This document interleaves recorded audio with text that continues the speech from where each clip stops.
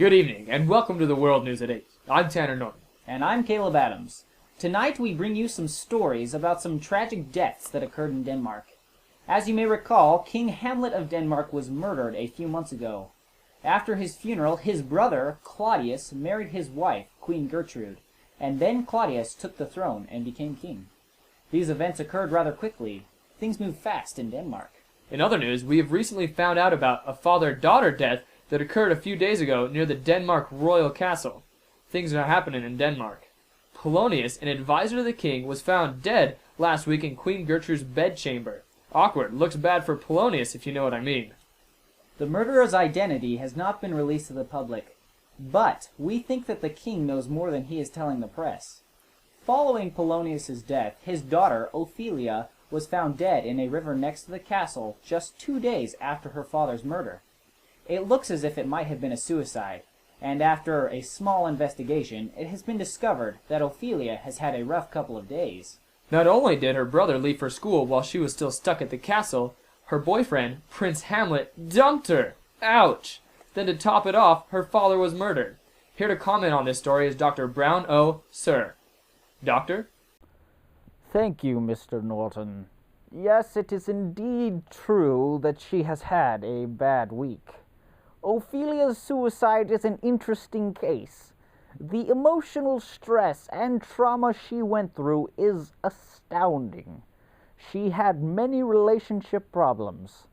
I have even gone so far as to name a syndrome after her. I call it the Ophelia syndrome. It is where a person is very dependent on another person in a relationship. This other person is very controlling and often very bossy. She was way too dependent on her boyfriend Hamlet and her father Polonius. I call this codependency. Once these relationships had ended, she took a trip to, shall we say, the Wacky Shack. I believe these events are directly related to her suicide.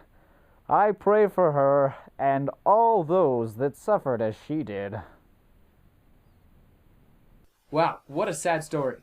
Thank you, Doctor, for all the work you have done during this investigation. After this commercial break, we will have Don Jenkins with you for the weather.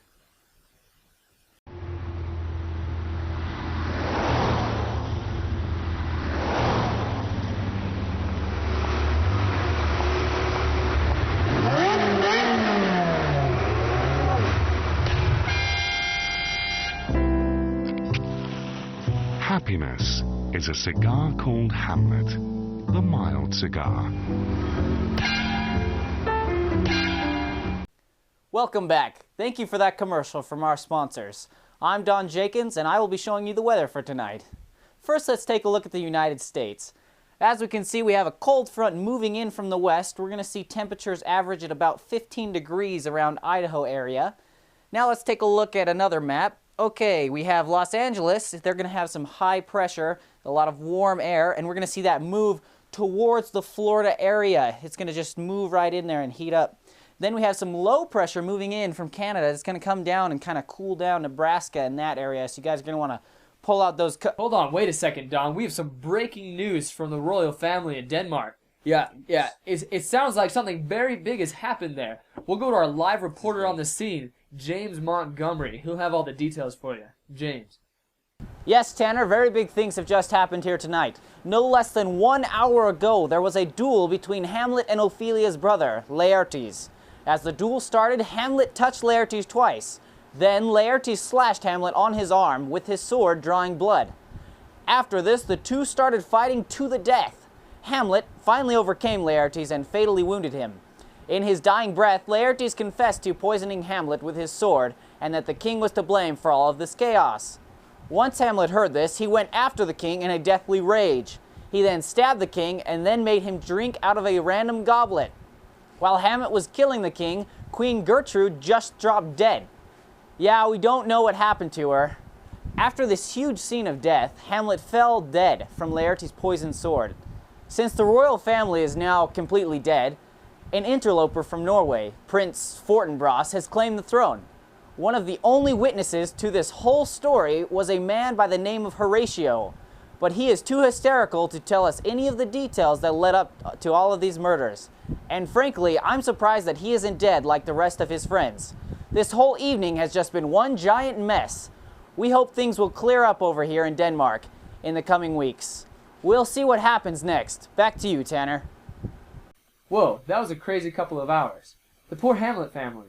They will be sorely missed, and their good years of governing are now over. But that's how things change, so all help for Ross! As we conclude tonight's edition of World News at 8, we would ask the viewers of this program to help us find out what happened to two men. They were found dead, tied together in a ditch. They were both wearing name tags. The first was titled Rosenkratz, and the second was titled Guildenstern. If anyone has any information about the deaths of these two random citizens, we would ask you to call us at 1-800-DENMARK-MURDERS or email us at murdermeindenmark.com. And that's all we have for tonight, so tune in with us for tomorrow's story about how cocaine can improve your performance in the workplace. Until next time, I'm Tanner Norton. And I'm Caleb Adams. Thanks for watching.